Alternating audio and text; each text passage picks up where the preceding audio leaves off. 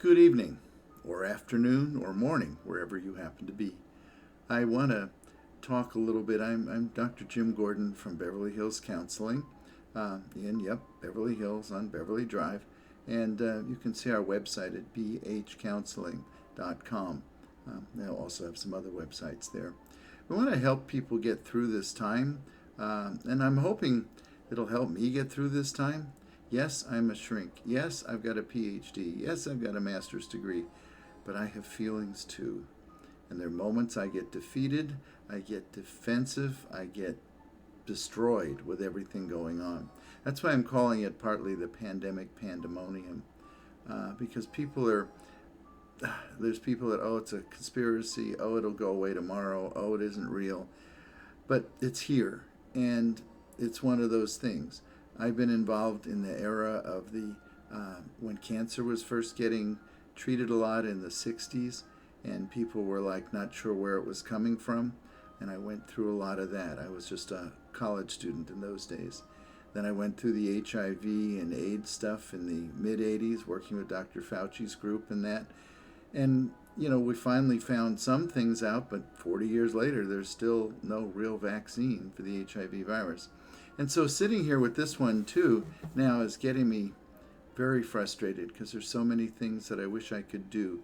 I'm an old guy now, as you can see, and I'm casual, as you can see in my Freud sweatshirt, which will show you a part of it later. But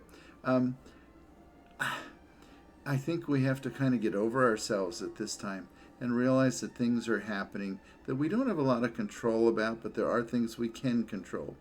In the 1930s, there was this shrink that had said, the only thing I can control about today is my attitude about it. I can't control the weather. I can't control whether we have an earthquake. I can't control if it's going to rain. But I can control how I react to it. And that's a lot of what's going on with the pandemic pandemonium. We can get stressed. We can get frustrated. I have a lot of people around who get embarrassed because I am a therapist, and they'll say how, they're depressed or they're defeated or they're sad. And I'm like, and they're like embarrassed because I shouldn't be. I should be fine. Everything should be good. I should be optimistic. And I remind them that no, you have the right to your feelings.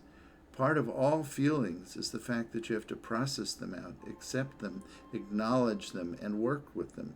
And when I say accept them, it doesn't mean you sit there like, oh God, I'm depressed, so I have to stay that way the rest of my life. No.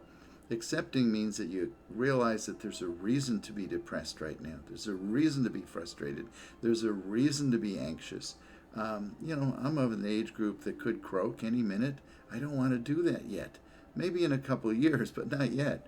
I've dealt with death and dying situations for a long time, so I understand that. But I'm trying to tell people, I feel defeated in the morning too. And they're like, but you're a therapist. You're supposed to be able to handle all this. No, I can't. I can't handle everything. Over my life, I've dealt with a number of terminal illness situations or scenes that I worked in where I've had to say goodbye to a couple thousand people. In fact, one case, almost 3,000 people. And I did everything I could. In my domestic violence groups that I do in Beverly Hills, I do batterers groups for the courts.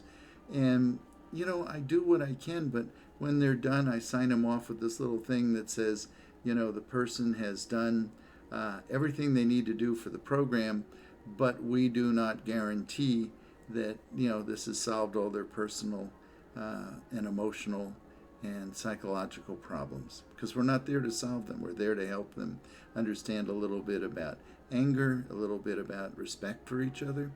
So this is a difficult time, and we're going to throw in some different topics from time to time, including how to get along with all this stuff, how to survive this, and, make you kind of tuned in. And I hope that we can all feel a little bit better because we're working together. I'm a great believer in working across the aisle when it comes to politics. Is one of those issues where I feel very much we have to heal the country, not divide it. When they first started with our country, there was a statement, united we stand, divided we fall. And we've got to make sure we work things out again. We got to get things back to where we're working together. And when we're working together, we discover a lot about each other, and we discover some of our own strengths. Have a good day, or at least as good a day as you can have right now if you're stuck in the house and have to just talk to your cat. Actually, the cats aren't too bad to talk to, are they?